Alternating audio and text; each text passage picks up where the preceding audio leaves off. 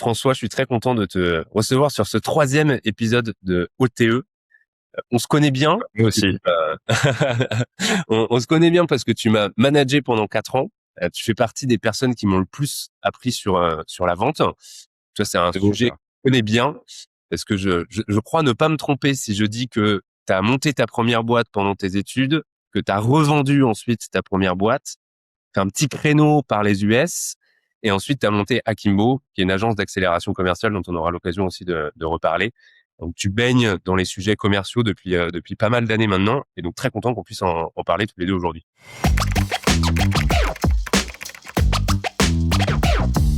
Bah moi aussi, écoute carrément. Et oui, depuis quelques années, je vois que j'ai les petits poils blancs qui ont poussé. Et les Donc cheveux oui. qui se perdent. Alors ça, les cheveux, ils sont perdus. Et à un moment, mais je vais faire le choix comme toi de définitivement tout enlever.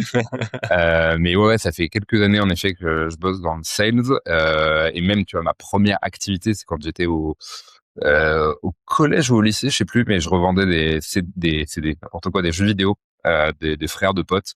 Ah, pas mal. J'ai monté un petit business où je revendais ça, parce qu'à l'époque, t'avais un, je sais plus comment ça s'appelait, les magasins de jeux vidéo, t'en avais un, ils faisaient des prix vraiment déconnants. Et moi, je m'étais Ouais. dit, bon, parfois, les frères des potes, ils s'en foutent un peu, ils peuvent revendre leurs jeux pour moins cher que le prix du marché, mais juste parce qu'ils ont envie de les écouler. Voilà, donc ça a été ma première expérience de vente.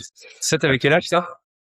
Et je crois que je devais avoir 13 ans, 13-14 Ok. ans. Hein. Dealer de jeux vidéo. C'est pas mal.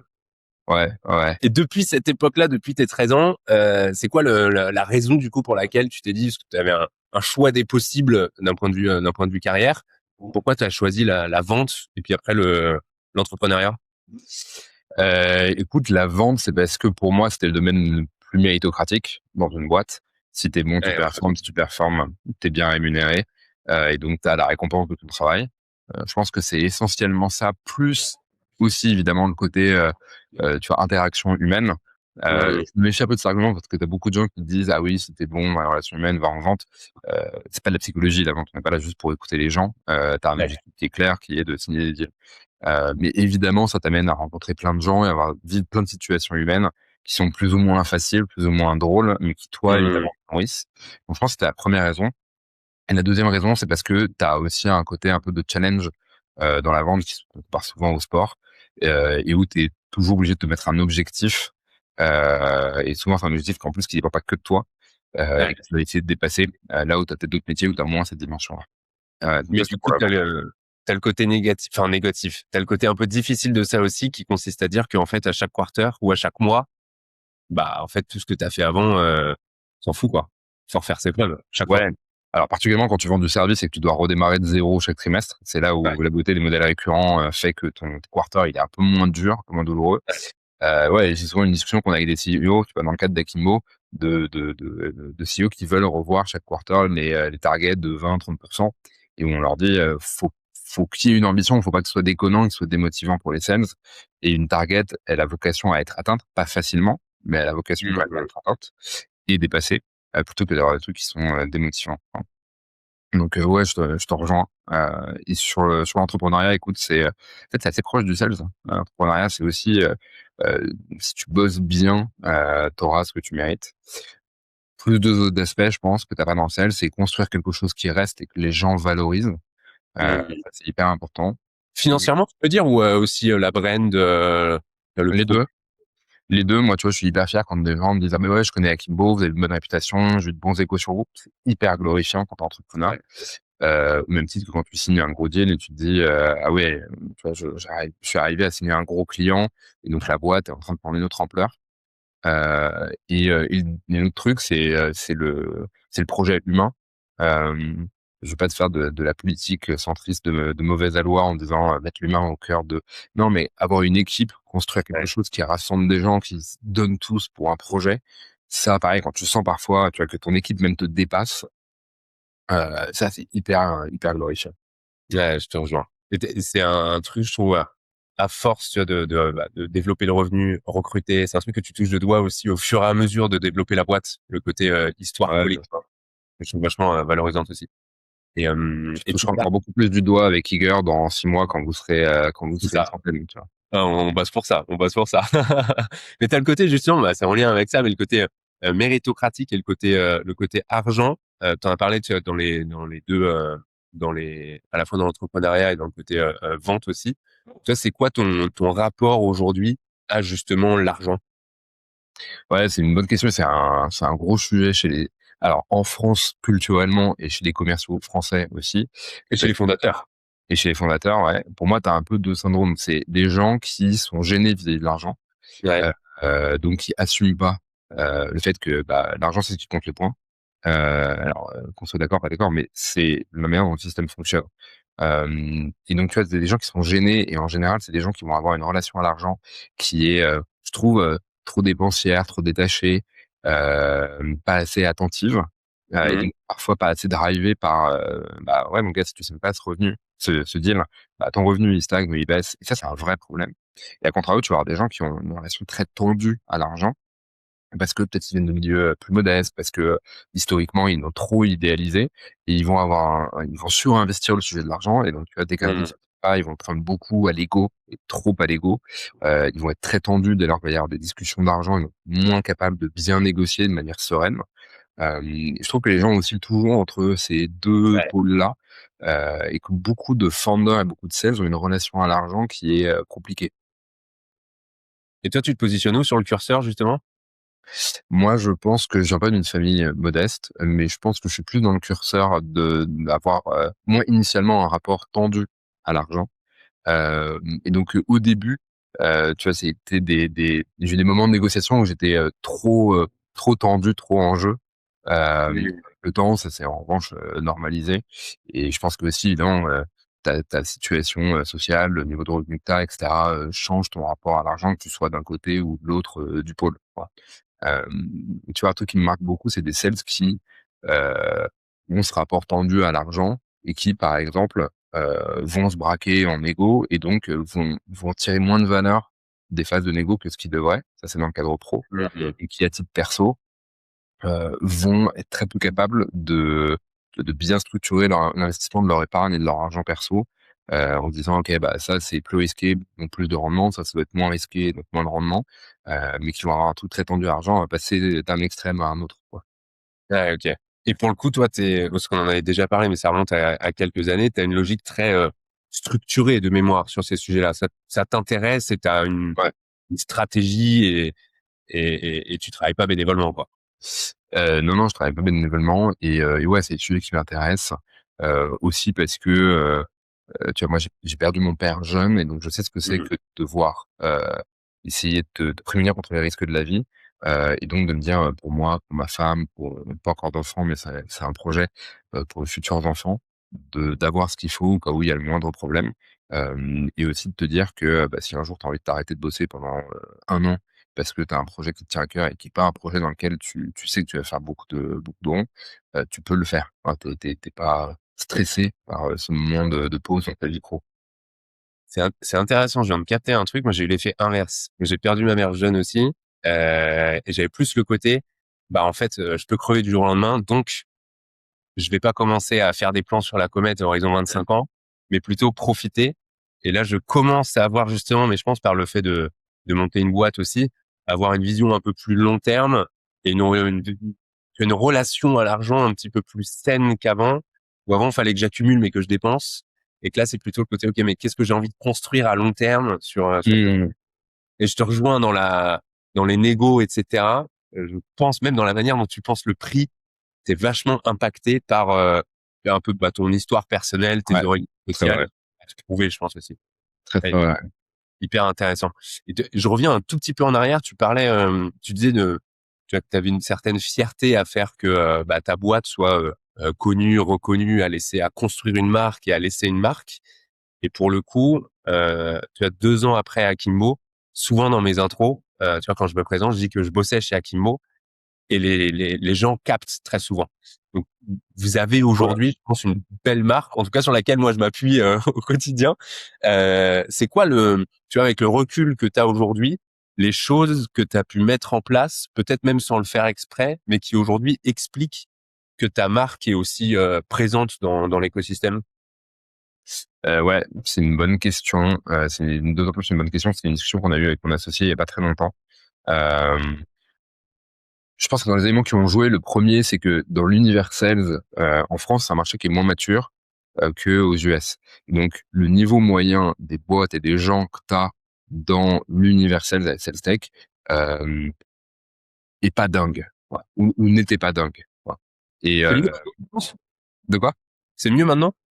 Je pense que c'est mieux, clairement, parce que tu as plus de boîtes tech qui sont montées, parce que tu as plus de boîtes de services, parce que le niveau s'est élevé, etc. Mais pour te donner un exemple, tu prends donc nous, on a 3 BU, tu as une BU de prospection d'acquisition externalisée.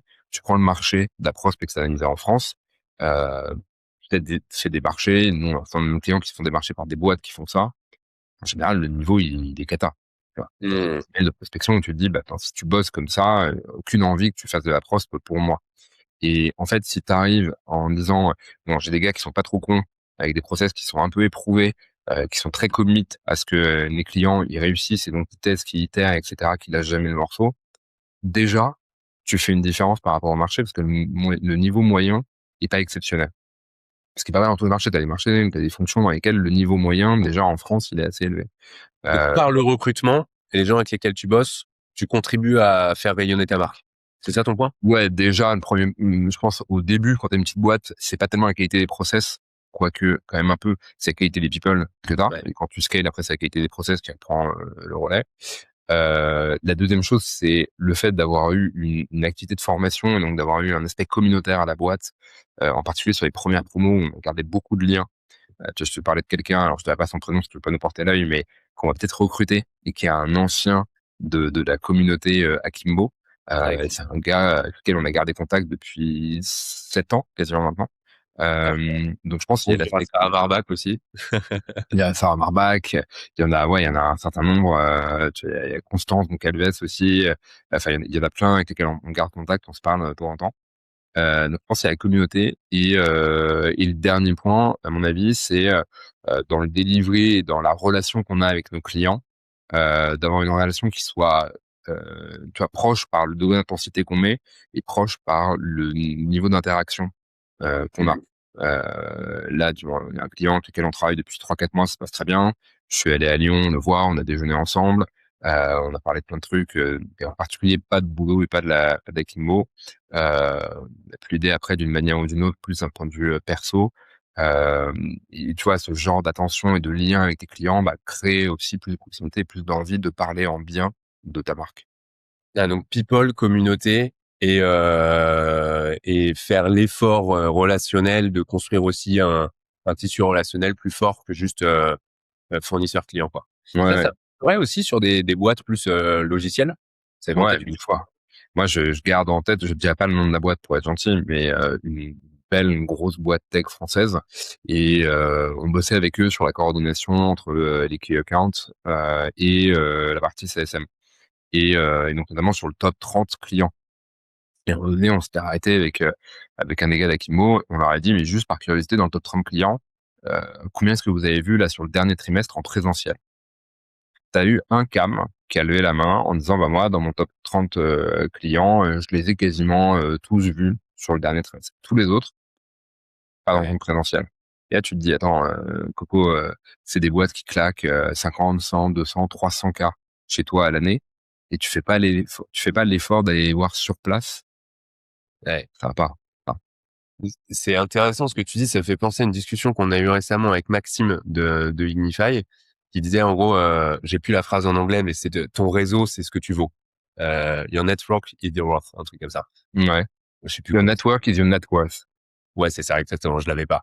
Et je trouve que peut-être que c'est une mauvaise image que j'ai, mais qu'on a perdu ce truc-là depuis le Covid notamment. Mm. Et du coup, là, ce qu'on disait, c'est en fait, on a des générations de commerciaux qui n'ont jamais vu un client et qui du coup se Ouais. rendent compte de l'intérêt à long terme d'avoir noué des relations fortes qui étaient au début professionnelles et qui deviennent personnelles, mais de l'intérêt c'est vraiment les intérêts composés quoi. Sur 1 an, ça t'aide sur le renew, sur 2 ans, puis après ça t'ouvre des portes, et puis après, moi, je pense à des personnes quand j'ai lancé Eager, qui m'ont énormément aidé sur le produit, etc., Mhm. qui m'ont ouvert des portes pour faire des POC dans leur boîte, sur des Bien très belles sûr, ouais. structures. Et c'était des gens que je connaissais depuis 7-8 ans et à qui j'avais pas perdu le lien. Mais jamais j'aurais pu, enfin j'aurais pu beaucoup plus difficilement rentrer dans ces boîtes-là si j'avais pas eu ce réseau-là, mais qui s'entretient. C'est un effort aussi, quoi. Clairement, ouais, ouais, c'est un vrai effort, mais je te rejoins. Ça s'est perdu avec le Covid. T'as toute une génération de commerciaux qui ont, euh, enfin, tu vois, ça c'est marrant. J'en parlais récemment avec un client. Les nouveaux commerciaux, ils ont jamais connu le présentiel. Donc, faire un déj client, dit qui paye, on parle de quoi? Bah non, on parle pas de boulot 80% du temps. Le but d'un déj client, c'est de créer une relation humaine. Ouais. Euh, donc la nouvelle génération n'a pas connu le présentiel et donc ils sont pas très doués là-dessus ou ils ont besoin d'en faire plus d'apprendre. Et l'ancienne génération de commerciaux, eux, ils ont connu toujours des marchés qui faisaient plus ou moins ça. Voilà. Là où tu as beaucoup de marchés qui font ça, voire ça. Et eux, la problématique, c'est plutôt, bon, le relationnel, ils peuvent être bons, mais c'est le relationnel, ça suffit pas. Faut aller prendre ton téléphone, faut aller chasser, faut aller lever des deals dans un contexte de marché qui est plus dur. Et donc, en fait, chaque, tu vois, génération de commerciaux, pardon, a ses défis. Et sur les juniors, ouais, le présentiel, c'en est un gros. Et c'est alors ça, comme tu disais très bien, à très court terme, l'autre jour, ils vont monter une boîte. Et où, en effet, les 10, 15, 20 premières personnes qui peuvent t'aider, qui peuvent te faire rentrer dans un compte, bah, c'est tes anciens clients, a priori. Ça peut être tes potes, ta famille, mais ces gens-là, ils t'ont déjà vu bosser, Ouais. ils savent ce que tu vales, etc., etc. Ouais, c'est un très très bon point. Et je pense qu'effectivement, mais c'est intéressant ce que tu disais sur le côté chaque génération de commerciaux a un petit peu ses difficultés aujourd'hui par rapport à l'écosystème dans lequel on vit. Toi, est-ce que tu penserais à des trucs comme ça qui seraient, tu sais, peut-être contre-intuitifs, mais des trucs qui peuvent permettre d'améliorer sa performance commerciale en tant que sales dans l'écosystème qu'on connaît aujourd'hui et qu'on n'entend pas tous les jours sur LinkedIn en mode Yaka Faucon. Pas facile. Écoute, là, tu J'ai peux capté, mettre là. un truc pour que les gens commencent à payer. Euh, non, je déconne. Si je le prends un peu par thématique, je pense qu'il y en a une première. Alors, je vais commencer par celle-là. Elle est un peu transverse, mais c'est sur la manière de voir ton job et donc la posture. Ouais. Euh, Ok. il y a beaucoup de commerciaux. Et là, tu vois, ça fait écho à une discussion qu'on a avec une très belle ETI française, dont on parlait un petit peu en off, dont je vais taire le nom, qui a un projet de faire basculer toute son organisation commerciale sur ce qu'on appelle la vente de valeur, value-based selling. Et en fait, tu as des commerciaux avec lesquels tu peux échanger. Parfois, ils comprennent pas bien ce que c'est que ce sujet de la valeur. Mais en Hmm. fait, c'est ton job en tant que commercial de comprendre que la valeur, c'est une construction mentale. C'est-à-dire que, tu vois, ça, ça a une valeur différente pour toi, pour moi, pour Paul, Pierre, Jacques, Hélène, qui tu veux. C'est une construction mentale, la valeur. Et cette construction mentale, bah, elle est nourrie par plein de choses, mais elle est nourrie aussi par les interactions que tu as avec un commercial, qui te fait comprendre tout le besoin, ce que ce besoin en fait génère comme perte, comme absence, comme etc. Les enjeux qui va te permettre de d'accomplir, de réaliser grâce à ce truc-là, etc., etc. Et c'est ton job en tant que sales de comprendre que la valeur c'est une construction mentale et que tu dois influer dessus. Et deux, que ton boulot c'est d'associer cette valeur, cette construction mentale, à un truc qui s'appelle le prix, qui est censé synthétiser cette valeur. Et donc tout ton Hmm. boulot c'est ça. Et dans la posture, ça veut dire être capable de questionner, mais ça veut dire être capable aussi d'argumenter, de défendre et de faire comprendre à la personne que bah, ce prix, c'est la bonne réponse et la juste mesure de cette valeur. Ça, c'est le côté un peu, on va dire, état d'esprit, qui du coup se retrouve quand tu fais de la prose, quand tu fais rien, quand tu vas closer, etc. Hyper intéressant ce sujet justement d'associer la valeur à un prix. Tu as parlé du questionnement. C'est quoi comment tu qualifierais un questionnement qui reflète bien cette approche de la valeur versus un questionnement, j'imagine, un peu checklist? Bon, t'as le premier niveau mauvais, c'est questionnement sans, on va dire, grille, sans structure et oui, non. Alors, Ouais. deuxième niveau, c'est question déjà un peu plus ouverte et qui suit une trame de discovery.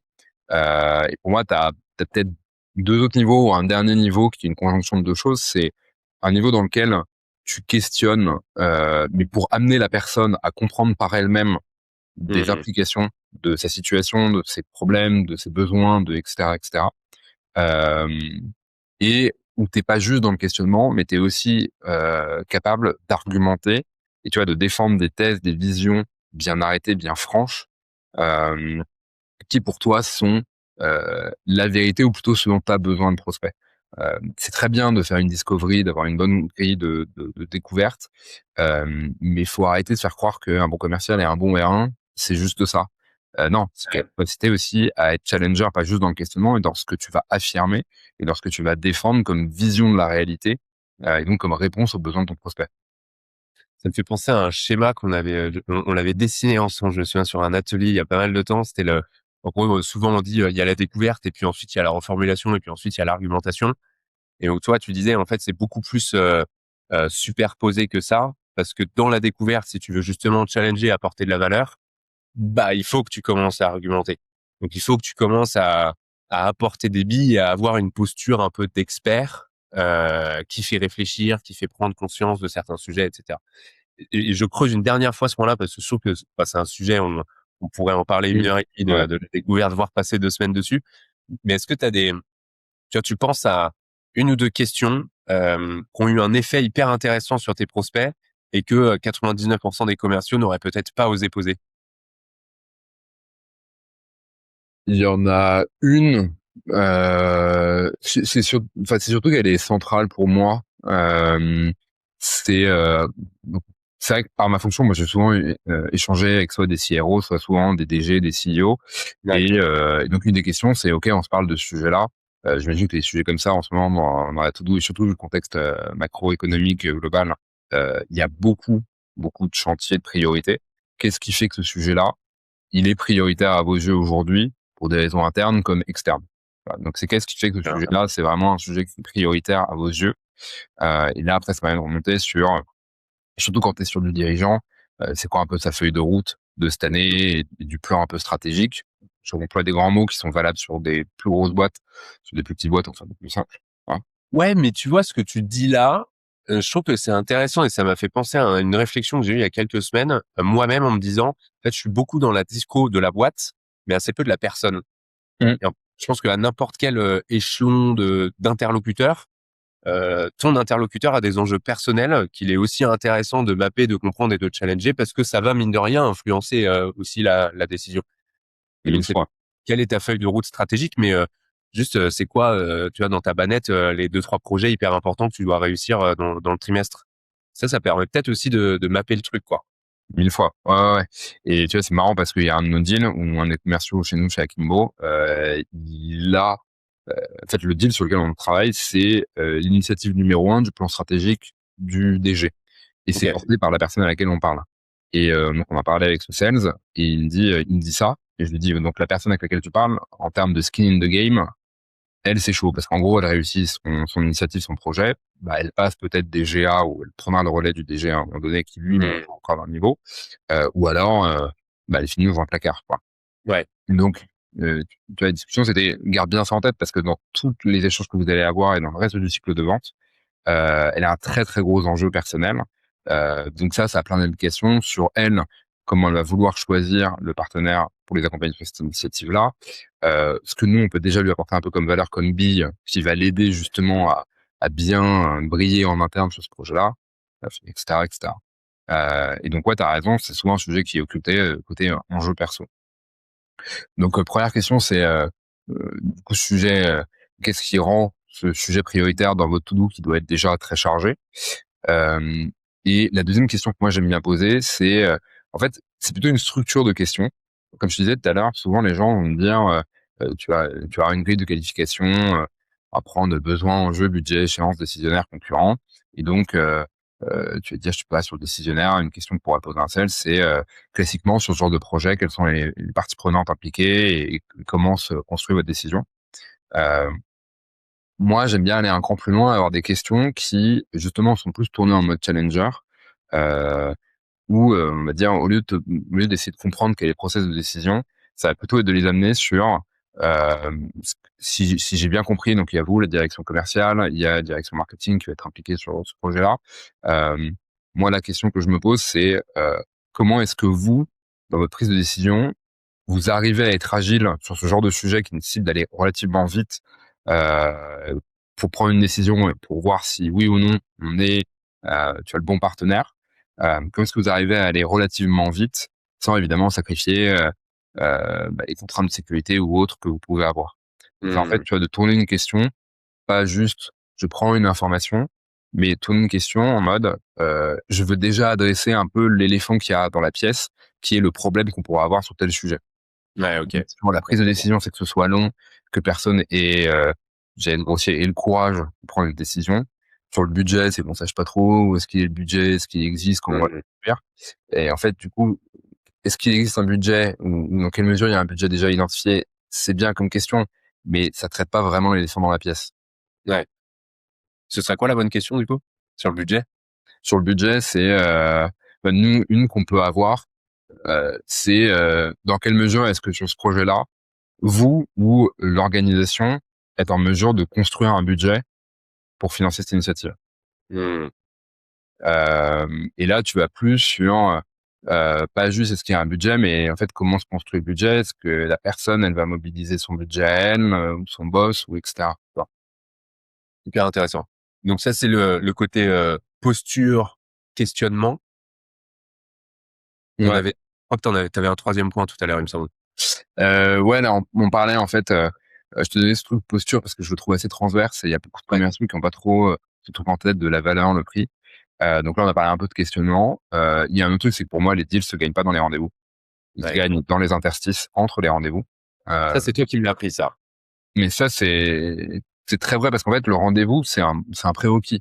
T'es bon élève, tu fais ton rendez-vous, tu fais les questionnements, etc. Très bien. Mais le rendez-vous, il se gagne entre, enfin, le deal, il se gagne entre les rendez-vous. Donc, c'est typiquement tu vois, la boîte dont je te parlais tout à l'heure sur ce projet de value based. Bah, le truc, il se gagne parce que post dernier rendez-vous, coup de fil informel à celle que moi j'ai identifiée comme notre championne de débrief, parce qu'il y avait quand même sa boss qui était là, qui est pas n'importe qui dans la boîte, comprendre ce qu'elle a apporté du rendez-vous, est-ce qu'on a, tu vois, rassurer sa boss par rapport au fait que notre championne a eu raison de nous mettre dans la boucle, et de commencer à prendre des informations autres sur typiquement sa boss, où est-ce qu'elle en est de cette initiative globale dans laquelle nous on serait impliqués, jusqu'à maintenant comment est-ce qu'elle est perçue en interne, notamment par ce CEO en haut. Tu vois, et c'est dans ce genre de call, d'échange informel, d'action aussi que tu peux prendre, que un deal va se gagner. Et là, dans ce que tu dis, moi, j'entends, enfin, j'ai l'impression qu'il y a plusieurs éléments qui se mêlent. Là, tu as pris un exemple, je travaille mon champion, ce qui est plutôt, j'applique une méthodologie de vente qui est évidemment intelligente sur ce genre de deal. Mais ce que moi je mets aussi, et je pense qu'on le met aussi ensemble, c'est le côté quels sont tous les extra miles que je peux faire en dehors des meetings et les points de contact que je peux avoir en dehors des meetings pour créer la relation, me différencier, apporter de la valeur, etc.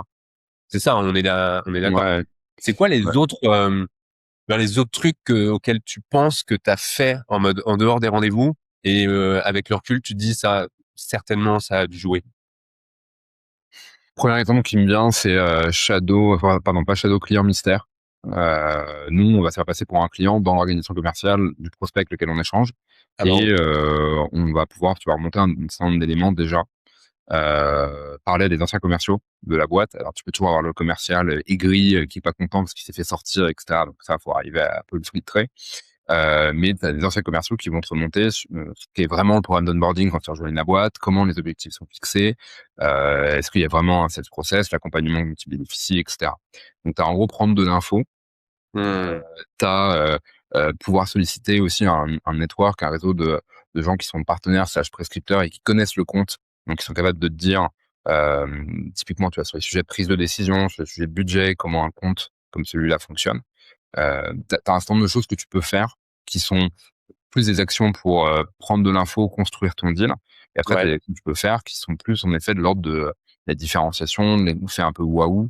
Euh, Ah, ça, je suis chaud que tu donnes des exemples là-dessus. Sur le côté un peu waouh du deal, hein, j'ai une phrase que j'aime bien, c'est en fait, les deals que tu choisis, tu peux pas le faire sur tous, mais c'est rendre l'expérience d'achat mémorable. ouais, Et ça, je trouve que ouais. c'est bien parce que ça pousse un peu aux fesses. C'est-à-dire, attends, qu'est-ce que je peux faire d'extraordinaire qu'ils n'ont jamais vu? Mm. Ça, j'aime bien Ouais. cet esprit. Bah ça, tu vois, le shadow, bon, encore une fois, pas le shadow, le client mystère, tu Ouais. fais, c'est un truc qui est intéressant parce que t'as le fait de te faire passer pour un prospect, tu peux t'enregistrer quand t'as le call avec le sales, tu peux Mhm. faire une petite analyse, un petit benchmark rapide. Ça produit pas mal de valeur. Tu as une autre chose qu'on a faite aussi historiquement qui était tout simplement de collecter un peu de data sur d'autres acteurs du marché pour leur montrer, pour information, voilà où vous vous situez sur tel type de sujet. On l'a fait il y a pas très longtemps pour une boîte qui, en fait, justement, avait un peu un sujet de structuration du sales process, notamment sur les offres et sur la négociation, la grille de prix et la négociation en fin de cycle. Et en fait, on leur a montré un exemple d'une boîte qui est dans leur écosystème, qui a vraiment ce qu'on appelle un deal desk, donc qui a un process formalisé avec des ressources construites pour justement ces phases de négociation. Ouais. Euh, Ça, tu crées pas mal de valeur, mais ça peut se faire honnêtement de plein de manières différentes.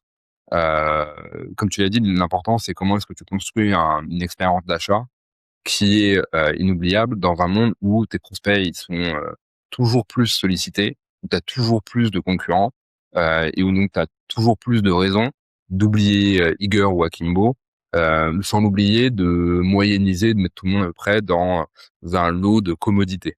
Mmh. Ouais, OK. Et je pense qu'en plus aujourd'hui, bien sûr le côté mémorable et cetera, bah, typiquement, c'est con, mais à l'EDEJ, nous proposer même le fait d'aller chez les gens, juste d'aller chez les gens et de pas forcément tout faire en distanciel, mais rien que ça, c'est un truc un peu, Ouais. les gens disent, stylé. Nous, je sais, sur les onboarding, on fait encore des fois des onboarding, donc c'est après le cycle de vente, mais c'est quand même le début de la relation aussi, client. On arrive toujours avec des petits cadeaux. C'est un truc à Mmh. la con, et puis on arrive avec, des pâtisseries, des trucs, je pense à un client en particulier, il y avait une personne qui était à distanciel et en fait, ça a fait le tour de l'équipe en mode, bah, tu vois, en fait, quand tu viens au bureau, tu des chocolats, quoi. Donc tu as un truc, c'est un peu mémorable. C'est pas non plus, tu vois, tu pas une Lamborghini, mais ça peut jouer sur les trucs. Et je pense qu'à l'ère de l'IA, quand tu balances, tu as fait tes quelques rendez-vous, tu balances ton script et tu dis aide-moi à trouver des idées de trucs un peu what the fuck ou mémorables ou cool que je pourrais faire pour animer le deal en dehors des rendez-vous. Là, tu peux avoir 10 000 idées qui sont un peu Ouais, là, ça clairement. fonctionne. Et il y a un truc, si tu veux, que je peux partager là-dessus, parce que j'ai eu la conversation avec un Dirco il y a pas très longtemps, et il me disait, nous, typiquement, tu vois, le sujet des attentions, des cadeaux, c'est très contraint parce qu'on bosse avec des boîtes qui ont des règles très strictes. Et c'est vrai, demain, tu t'amuses à envoyer n'importe quoi, un cadeau, une belle photo, un tableau chez LVMH. T'as le comité d'éthique, t'as des règles éthiques qui vont faire que le cadeau, il t'est renvoyé et tu vas te Ouais. griller. Donc, comment tu contournes ça? Bah, typiquement, on est une boîte avec laquelle on a bossé. On avait dit, ce qu'on va mettre en place, c'est plutôt un cadeau par extension. C'est-à-dire, chaque fin d'année, on va solliciter tous nos clients, donc Gauthier, et on va dire, dans le cadre d'Akimbo, nous, on a un projet qui nous tient très à cœur, c'est qu'on veut aider des gens que toi, tu trouves très méritants. Donc, c'est pas des gens de ta boîte, Eager, c'est des gens qui sont peut-être autour de toi, qui ont un projet, qui ont, tu vois, quelque chose qui leur tient à cœur, qui sont très méritants et que nous, on pourrait aider. Et on veut que tu nommes 2-3 personnes comme ça. Et à la fin de l'année, on va prendre 3 personnes et on va dépenser peut-être 2 000 à 3 000 € chacune de ces personnes-là, pas en argent, mais en ressources, tu vois, en aide qu'on va leur Ah, apporter. cool. Et ça, en fait, t'as pas de problème d'éthique parce que Ouais. je vais pas faire de cadeau à Gauthier en direct, mais pour autant, il voit que je fais un extra mile et que j'ai un investissement particulier dans la relation client parce que je veux récompenser des gens que lui trouve méritants. Et là, tu vois, Mmh. c'est un exemple, mais tu en as plein de la manière dont tu peux créer un effet waouh pendant le cycle de vente ou dans l'effet après. OK, hyper intéressant. Ça, je pense que c'est un truc, hyper intéressant à creuser chacun de son côté. Vraiment taper la balle avec Claude et dire: «Attends, c'est quoi tous les trucs que je peux Ouais, faire?» et cetera. Je l'avais fait je m'étais même fait dans mon Notion, j'avais tout un tas de ressources et de trucs que je pouvais partager en fonction des sujets qu'on abordait. Et tu sais, c'était juste un truc, c'était pas forcément, révolutionnaire, mais j'avais un calculateur de ROI. Quand le ROI revenait très souvent dans la discussion, il y en avait, je sentais que c'était pas forcément le sujet, tu vois? Le côté combien ça me Mmh. rapporte. Quand je sentais qu'il y avait un côté combien ça me rapporte, je disais: «Tiens, je t'ai fait un petit calculateur personnalisé, avec, son logo, son truc, je te l'envoie, j'ai mis tes chiffres et cetera». Ça m'a pris 5 minutes à faire, mais le gars, il reçoit ça, il se dit: «Ah putain, Jean-Mi, il a mis de l'effort», tu vois? Et c'est, bah, Maxime, Leclerc, que tu connais bien aussi, qui est très fort dans le Un petit côté, peu. montrer justement à quel point tu as envie de bosser avec la personne. Et ça se fait pas pendant les rendez-vous. Ouais, clairement. Bah, c'est en fait, tu demandes quelque chose à quelqu'un, tu mets un peu quelque chose sur la table aussi. Ouais. Et tu vois, le fait de sentir que quelqu'un est commis dans la relation, s'investit dans la relation, a envie, Ouais, c'est un truc tout con, mais tout comme, pardon, parce que ce parallèle, on le fait beaucoup trop souvent, mais quand tu vas draguer quelqu'un, euh, faut pas être en chien, mais faut montrer quand même que, tu vois, t'es enjoué, t'es là, t'es dans la relation, quoi. T'es investi dans la relation. Et donc, t'as un peu de ça aussi. Tu joues chez les sales. Et ouais, encore une fois, enfin, tu peux le manifester de plein de manières différentes. La bonne manière, c'est de réfléchir dans mon cycle de vente, dans le type de prospect que j'interagis, c'est quoi en général le type de questions, le type de choses auxquelles ils peuvent prêter attention, et qui vont me permettre de me distinguer sans faire des trucs qui sont Ouais. rocket scientist. Il n'y a pas forcément besoin de ça. Ouais. Il y a un sujet dont on n'a pas encore parlé et je crois même pas qu'on en ait parlé ensemble, mais qui m'intéresse pas mal. T'as pas mal bossé aux US aussi. On parle souvent tu vois, moi j'avais l'image des commerciaux US, vraiment rockstar, etc. C'est quoi les points un peu sur lesquels on devrait s'inspirer des US, genre ils sont vraiment meilleurs que nous, et à l'inverse les trucs sur lesquels on doit développer ça chez nous parce qu'en vrai on est déjà très bon, il faut le garder. Ouais. Alors les US, j'ai passé 2 ans. Donc, tu vois, je m'attendrais pas à être le connaisseur ultime du marché américain, mais j'ai bossé et surtout avec le club, je me dis, la vache, si j'y étais maintenant. J'y étais une époque où déjà c'était cool, hein, mais maintenant, ce serait dingue. Ouais. Euh, donc, sur les Américains, bah, déjà, la première chose, c'est que quand toi, t'es à l'école et que tu fais une kermesse où tu quêtes de l'argent, eux, ils vendent des cookies. Culturellement, ils sont pas formatés comme nous. L'art Ouais. de pitcher, l'art de se vendre, non seulement ils ont pas de problème avec ça, mais depuis tout petit, ils le font. Prise de parole en public, les TD, les présentations avec, je sais pas, tu vois, les planètes, ce que tu veux, mais c'est tout le temps à l'école. Hmm. Faut prendre en compte le fait que ils sont meilleurs dans l'exercice de se pitcher, de se vendre. C'est comme ça. C'est la culture, l'éducation aux US fait que. Donc ils sont meilleurs là-dedans. Ça, c'est vrai. Et donc parfois tu te dis, moi au début quand j'ai recruté le premier chef là-bas, quand tu les fais passer en entretien, Ils sont tous chauds du coup. tu te dis, waouh, ils sont tous excellents. Alors qu'en fait, non. Enfin, tu vas le voir. Et moi, je perdais énormément de gars et de nanas au moment des entretiens techniques. Ok. En fait, tu te disais, ok, c'était un peu que de la gueule. Ils doivent pas être si bons que ça. Donc, je pense qu'il y a l'art de pitcher et de se vendre, auquel ils ont zéro problème. Euh, il y a un deuxième truc aussi, c'est que dans la culture américaine, c'est pas des cartésiens, c'est pas des scientifiques au sens pur et noble du terme. C'est-à-dire, en gros, la seule science qui existe, c'est une science mathématique. Hmm. C'est du bullshit. Non, eux aiment beaucoup formaliser, essayer de scientifiser certaines choses, dont la vente. Pour ça, beaucoup de méthodes viennent des US. C'est certes parce que culturellement, ils aiment, t'as le mythe un peu du self-made man, etc. Mais c'est aussi parce qu'ils aiment bien formaliser ce qui est de la science humaine. Alors que nous, bah, si c'est pas des maths, ça n'existe pas. Ouais, ok, intéressant. Et t'as un dernier truc sur le sales, c'est je trouve, et donc là c'est vraiment culturel, c'est qu'ils mettent relativement moins d'ego que nous dans la vente.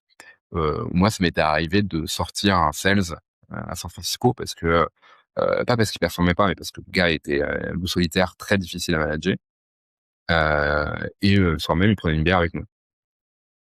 Hmm. Pour un commercial français, c'est très bizarre, hein, tu vois, de rester dans la boîte, de prendre une bière. Enfin, ça peut arriver, mais c'est quand même très bizarre. Donc ils mettent complètement de côté leur ego. Complètement, Ouais, intéressant. Mais complètement. Ouais, et ça m'avait beaucoup étonné. ça me fait penser à un truc moi, qui m'a pas mal marqué aussi, parce en mars, du coup, comme tu sais, j'ai passé 3 semaines. C'est le Mmh. rapport à l'échec. Ouais, J'ai l'impression qu'il y a un truc de l'échec est beaucoup plus normalisé, voire valorisé. pouvoir valoriser, ouais. Ils tentent des trucs à fond, puis à un moment donné, ça marche. C'est pas qu'ils ont de la chance, c'est juste qu'ils ont. Moi, j'avais vraiment le sentiment quand je parlais à des entrepreneurs là-bas que nous, on était une tortue, quoi. Bah, Alors c'est qu'en vrai, OK. tu vois, quand tu regardes en France, ça va, on va vite, mais là-bas, juste ils prennent. Tu vois, c'est très Ah non, on va pas action, vite, hein. réflexion, action, alors que nous, on est réflexion, action, réflexion. Ce Ouais, qui fait ouais. que ça débite, quoi. Mais nous, on va pas vite, hein. Nous, on va vraiment pas vite, hein. C'est un truc en plus, enfin, j'en étais convaincu en rentrant des États-Unis quand je suis revenu en France travailler ici, mais je le suis encore plus après 7 ans d'Akimbo. Un des gros problèmes de la France, c'est la prise de décision. On est nul pour ça. C'est-à-dire qu'on met un temps infini à décider parce qu'on a une aversion au risque qui est très forte. Mais je Hum, crois parce qu'on a un pays aussi où l'État est extrêmement présent. On a beaucoup d'amortisseurs sociaux. Et donc, loin de moi de dire que il faut contre les US sans protection, etc. C'est pas ça le sujet. Mais c'est qu'on est très habitué à ça, à avoir beaucoup de lois, d'encadrement, de régulation, et donc Ouais, on a très peur du risque. Euh, et ça fait des process de décision qui sont catastrophiques et des situations, tu vois, des directeurs commerciaux ou des patrons de boîte qui vont nous écouter, ils vont dire, ouais, je suis les premiers, moi, à pousser les commerciaux, à dire comment est-ce qu'on peut raccourcir le cycle de vente, etc. Et eux-mêmes, quand ils vont devoir prendre une décision, ils vont faire exactement la même chose que leurs clients. C'est-à-dire qu'ils vont mettre des plombes, ils vont pas oser se décider. Là où aux US, je crois que je te l'avais raconté, mais c'est un truc que je raconte souvent. Mon premier gros deal aux US que j'avais signé, c'était avec Slack. Meeting pris en prospe avec le gars qui était VP Engineering, qui était un Israélien.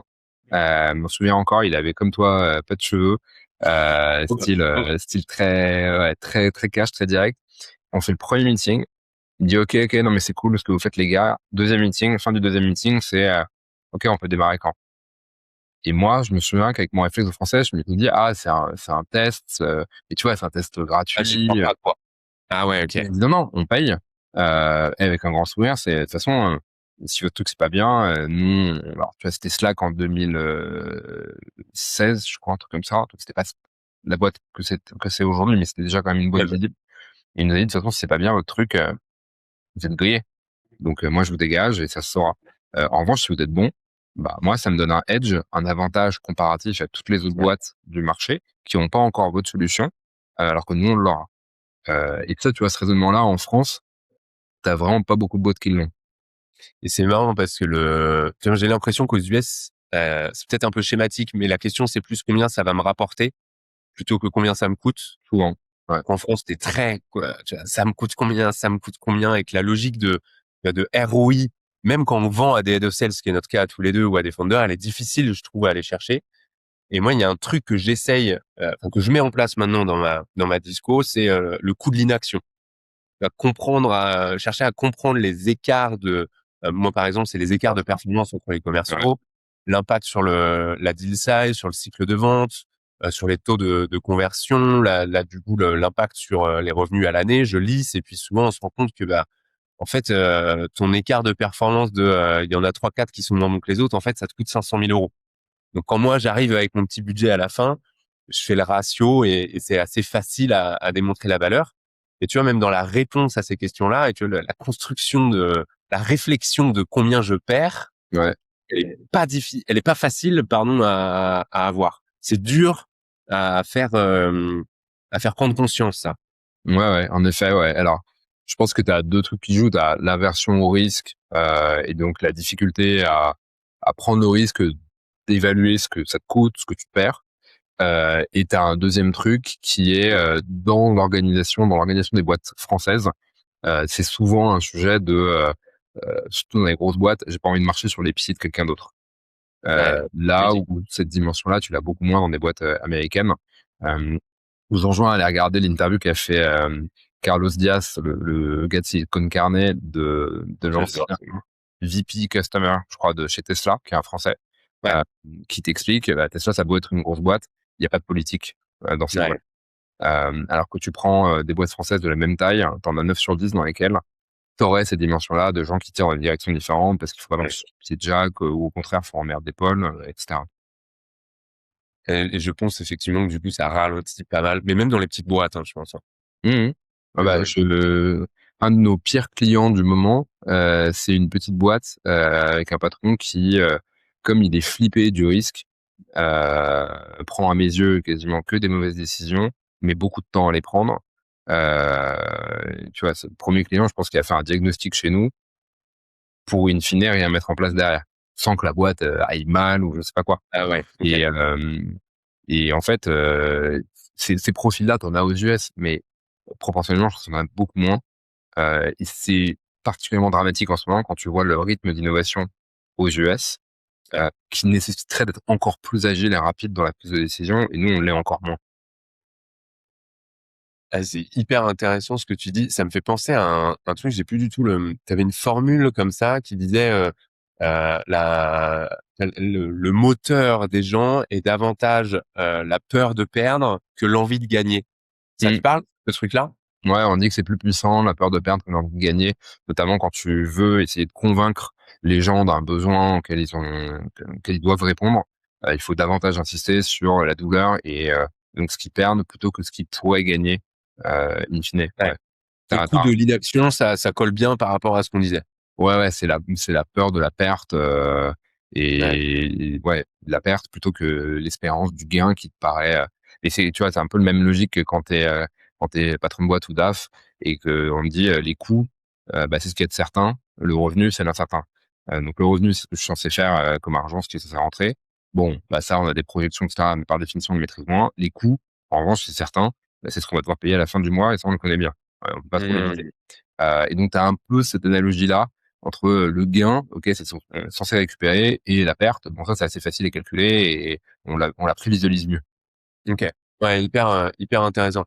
Et peut-être un dernier sujet que j'aimerais bien aborder avec toi, le rôle de l'IA aujourd'hui, évidemment, enfin, je vais pas te demander de débattre sur le sujet, mais j'ai l'impression qu'il y a euh, de plus en plus de fondateurs de boîtes, de patrons, de patronnes, etc., qui se disent ça, je vais faire tout seul. Tu vois, je vais faire Claude, je vais Ouais. recopier mon truc, etc. Et là où moi, à titre personnel, là où je vois que ça a énormément de valeur, c'est surtout sur la partie justement diagnostic analyse, parce que tu as un côté, l'IA, elle est sans biais, si elle a du bon contexte, elle va te donner les bonnes infos, il n'y a pas d'humain, pas de politique, et si tu lui dis de te démolir, elle va te démolir. Si tu lui dis d'aller dans ton sens, elle va d'aller dans ton sens. Mais tu vois, c'est quoi comment t'envisages l'avenir d'une boîte comme Akimbo qui repose sur une grosse dimension service, conseil, diagnostic, recommandation, accompagnement, dans un monde où la brique, en tout cas c'est mon avis, mais la brique diagnostic, analyse peut être vachement prise par des IA. Ouais, bien sûr. Ouais. Bah, en fait, euh, moi, enfin, c'est peut-être pour ça que je suis entrepreneur. Je pense qu'en tant qu'entrepreneur, c'est que tu as une aversion au risque qui est différente de la majorité des populations. Et c'est d'ailleurs un problème, c'est souvent les entrepreneurs attendent de leurs équipes qu'elles aient le même niveau d'appréciation et de goût du risque. Si c'était le cas, ils seraient entrepreneurs, hein, pour info. Donc, parfois, faut pas attendre de ces équipes quelque chose qui n'est pas possible. Sinon, ils C'est seraient ça. en train de monter leur boîte. Voilà. Mais parce que parfois, tu as des réflexes d'entrepreneurs de se dire, je crois, pourquoi les équipes font pas ça? Et en fait, pourquoi je te parle de ça? C'est parce que cette aversion au risque plus faible, elle fait que face à l'IA, j'aurais pu me dire, OK, on est dans la merde. Mais ouais. Et en fait, c'est exact l'inverse. Si je me dis, enfin, enfin, parce que ça permet à des boîtes de services, justement, de devenir plus hybrides, techno plus service. Après, je peux donner un exemple. Donc, de corriger des biais historiques du service, la scalabilité, la récurrence, les marges aussi parfois, etc., etc. Mmh. Donc, non, pour moi, c'est plus une chance, clairement. Deux, j'ai beaucoup de chance parce que dans l'équipe, j'ai pas de gens qui, tu vois, sont en opposition par rapport à ça. Bien au contraire. Euh, on a ouvert des licences de Code pour un certain nombre de gens, y compris pour l'office manager chez nous. Ah, Euh, trop bien. donc, j'ai de la chance parce que on n'a pas ce mouvement d'opposition-là. Je sais que tu as un certain nombre de services qui, Ouais. elles, y font face. Et alors, pourquoi c'est une chance pour nous? Parce que, tu vois, sur la partie diagnostic, en fait, je pense qu'il y a des choses que la techno rend faisables et qui sont pas des actifs sur lesquels nous, on a des barrières défensives assez fortes et qu'on va garder. Euh, Chaque boîte est a priori mieux positionnée que nous pour construire son contexte commercial. Elle connaît ses clients, son cycle de vente, sa cyclicité. Mmh. Quand même, le CRM est peu ou très mal renseigné. Des gens là-haut, ils ont une meilleure compréhension, connaissance de leur business. Donc ça, a priori, nous, on peut leur mettre entre les mains des outils qui permettent de transcrire, tu vois, cette compréhension du business. Euh, et la valeur qu'on va avoir, nous, c'est d'arriver à mettre en perspective ce contexte commercial par rapport à ce qu'on a pu voir ailleurs chez plein de clients. Ça va être d'aider aussi les équipes parfois à conduire du changement parce que en interne, tu peux avoir des manques d'expertise, des manques de disponibilité, des Ouais. freins, etc. Ça va être d'apporter aussi de la ressource, tu vois, que ce soit des méthodos, des playbooks, etc., mais qui vont venir alimenter la manière dont une boîte va faire évoluer son process de vente. Et tu as un dernier point aussi qui est justement nous les outils qu'on va pouvoir développer en interne, qui n'ont pas vocation à remplacer des solutions qui existent et qui marchent très bien. On va pas refaire un CRM, on va pas refaire un life coach, etc. Mais on peut rajouter des petites briques qui sont autant d'agents qui vont permettre de gagner du temps sur pas mal de tâches. Je te donne un exemple. Nous, il y a un agent qu'on a déployé qui est un assistant commercial qui va venir tout simplement capitaliser sur la donnée CRM, des propals, etc. pour pouvoir à tout instant répondre à une question de commerciaux sur c'est quoi déjà nos rêves clients dans telle industrie, sur tel client, c'est quoi ce qu'on avait eu comme résultat. Et tu vois, de vraiment capitaliser sur toute la data qui est un peu dans différents silos, dans différents endroits. Donc moi, je suis hyper excité par cette phase-là. Je suis pas du tout inquiet en me disant: «C'est la fin de notre business». Ok, hyper intéressant comme point de vue. Deux dernières questions, François. C'est quoi le conseil que tu penses serait pertinent pour n'importe quel commercial dans l'écosystème là, et puis la période que l'on vit aujourd'hui? C'est une bonne question. Dans ce contexte-là, en effet, tous les business sont touchés par l'IA, du service comme du soft. Mon conseil, c'est, en fait, faut passer pas mal de temps, je pense, à réfléchir à ce qui est vraiment votre cœur de valeur et ce qui est vraiment défensible. C'est-à-dire, là où vous savez qu'on aura du mal à aller vous chercher parce qu'ils ne pourront pas l'internaliser, puisque vos concurrents ont du mal à être bons ou meilleurs que vous là-dessus. Et ça se fait en écoutant vos clients, mais ça se fait aussi en défendant des convictions assez fortes. C'est toujours le même exemple. Si tu avais demandé à l'époque aux gens, à l'époque de la carriole, comment est-ce qu'on fait pour aller plus vite? Ils t'auraient dit: «Bah, tu mets plus de chevaux, tu vas pas créer la voiture». Donc parfois, faut Mhm. aussi avoir, tu vois, des visions de la réalité telle qu'elle doit être dans 1 an, 2 ans. Hem, donc je pense passer du temps à faire ça et donc quand vous êtes commercial, bah, c'est très bien de questionner et de bien questionner. C'est aussi c'est tout aussi important d'arriver à projeter une nouvelle réalité vers laquelle vous emmenez votre prospect et ça se fait par argumenter. Ça se fait pas juste par poser des questions.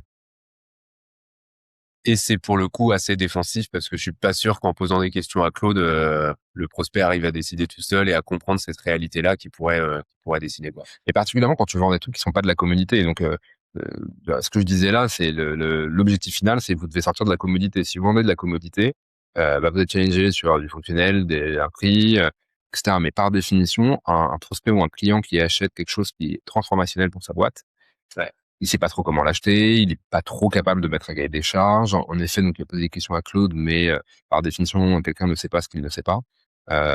Donc c'est pour ça que c'est vital de sortir de la commodité. Donc un commercial qui veut avoir une carrière de commercial, qui change de secteur si jamais il est dans un truc qui est aujourd'hui une commodité. Ouais, qui change de secteur ou alors qui repense vraiment son job et son métier. Je donnais un exemple parce que ça avait frappé des commerciaux. On a bossé pour une boîte industrielle qui, pour le faire très simple, fait des boulons.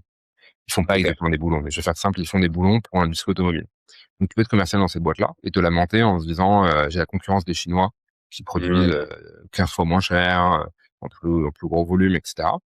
Et tu peux faire ce qu'on a fait avec eux, qui était de mettre sur une seule slide, une courbe qui est la courbe d'approvisionnement de cette boîte-là au cours des 20 dernières années et de reconstituer les courbes d'approvisionnement de leurs concurrents principaux chinois. Leur courbe, elle est nickel, il y a pas de trou. La courbe d'approvisionnement des concurrents chinois, il y a des trous un peu partout au cours des 20 dernières années. Donc tu mets ça et tu dis à ton client, si vous voulez, on peut débattre juste du boulon et de se dire les Chinois c'est moins cher.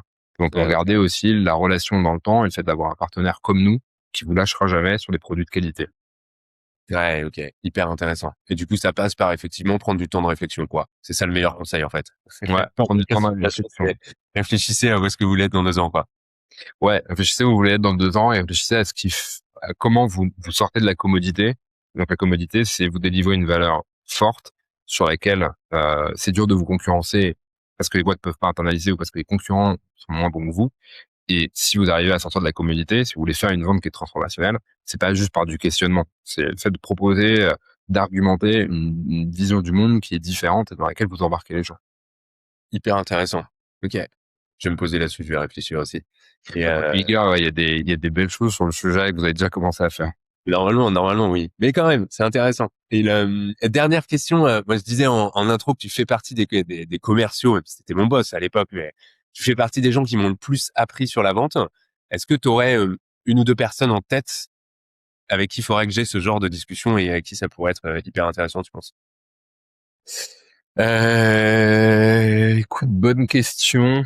Euh, Moi, je pense que tu le connais dans les très bons sales, il y a Jérôme, Bon, Guido, évidemment.